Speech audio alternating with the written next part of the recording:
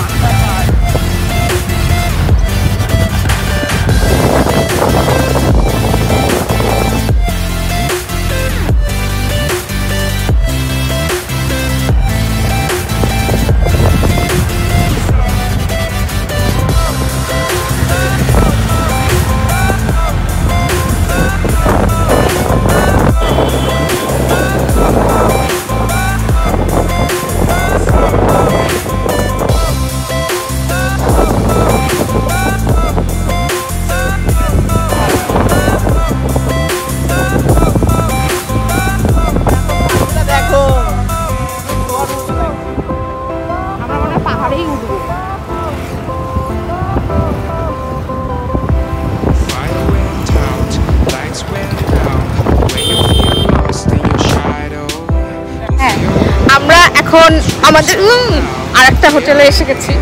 এটা আমাদের হোটেলটা। সো রুম চুজ করলাম, রুম বুক করে এখন আমরা লাগেজ আনতে যাচ্ছি আমাদের প্রথম হোটেলটা থেকে।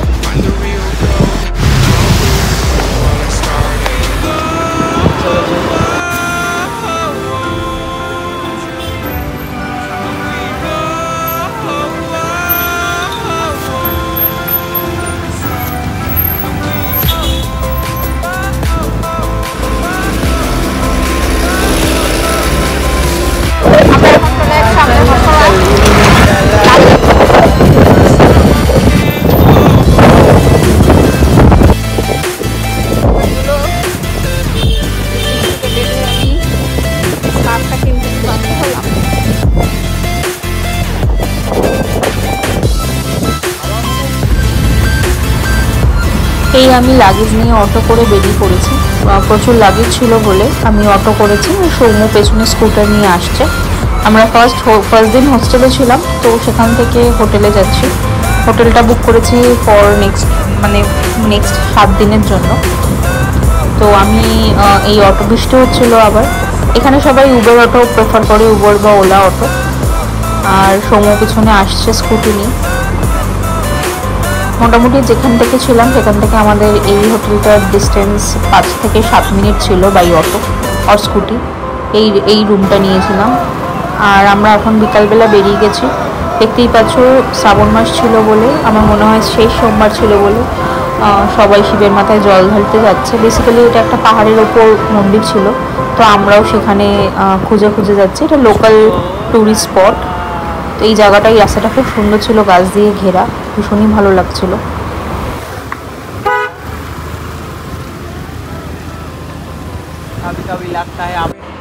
ওখানে একটা ব্রোকারের সাথে কন্ট্যাক্ট করে আমরা ফ্ল্যাটও দেখবো ঠিক করেছিলাম। এই জায়গাটার নাম ছিল লোহেগাঁও ধনোরি। আর এইখানে আমরা একটা 1 BHK খুঁজেছিলাম, সেমি ফার্নিশড। ফ্ল্যাটটা 7th ফ্লোরে ছিল, খুবই সুন্দর, ভীষণ সুন্দর লোকেশানে ছিল। এটা কিচেন ছিল।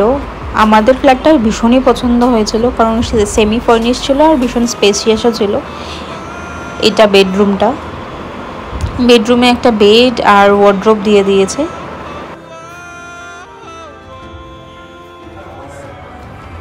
এটা ডাইনিংয়ের বেসিন আর এটা ওয়াশরুম ওদের পুনেতে 2 রকমের, একটা স্নান করার আর একটা কোমোডের ওয়াশরুম। আর এটা আর একটা ডাইনিং রুমে একটা ছোট সিঙ্গেল বেড দিয়ে দিয়েছে। এই যে ছেলেটাকে দেখছেন ও দেখতে এসেছিলো আমার সাথে এই ফ্ল্যাটটা।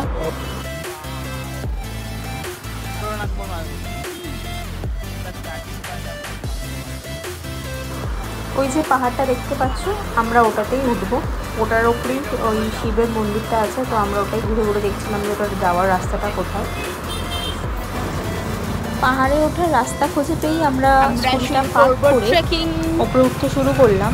খুব একটা ডিফিকাল্ট ছিল না ট্রেকিংটা, কিন্তু যেহেতু আমরা পাহাড়ি রাস্তায় খুব একটা চলাফেরা করি না, তো আমার ক্ষেত্রে একটু ডিফিকাল্ট হচ্ছিল। কিন্তু ওপরে পৌঁছে যে মনোরম মানে হাওয়া দিচ্ছিল আর চারিদিকের ভিউটা দেখে অসাধারণ লাগছিল। পাহাড়টা থেকে অলমোস্ট পুনের পুরো ভিউটা পাওয়া যাচ্ছিল। আর আমরা এখানে দাঁড়িয়ে সানসেটটাও দেখেছিলাম, প্লাস আরও কিছু ছোটো ছোটো পাহাড় ছিল আশেপাশে। একটার নাম ছিল দিঘি পাহাড়। আরও একটা জিনিস আমি নোটিস করলাম যে এখানে ম্যাক্সিমাম লোকাল লোক আসছিলো সন্ধ্যাবেলা। আমরা যেহেতু সানডে গিয়েছিলাম তো আরও বেশি ভিড় ছিল। মোটামুটি সন্ধ্যে 6টা সাড়ে 6টা বেজে গেছে, মানে তখন প্রায় সূর্য ডুবে গেছে। তখনও বহু লোক ওপরে উঠছিল, ইভেন ফ্যামিলি ফ্রেন্ডস সবাই উঠছিল। আমার মনে হয় এটা একটা লোকাল মানে সাম প্লেস টু রিল্যাক্স, তাই সবাই আসছিল। আর সানডে ইভিনিং ছিল, তো সবাই মোটামুটি এনজয় করার জন্য এখানে আসছিল। তো আমাদেরও ভীষণ ভালো লেগেছে। শহরের মাঝখানে পাহাড় মানে আলাদাই ব্যাপার। আর আমরা তো বাঙালি, পাহাড় দেখলেই আমাদের মনটা কেমন করে। আসার সময় জুডিও দেখলাম, তো সৌম্য বললো 2টো টি শার্ট কিনবে, তো আমরা জুডিওতে গিয়ে কিছু শপিং করে নিয়েছি।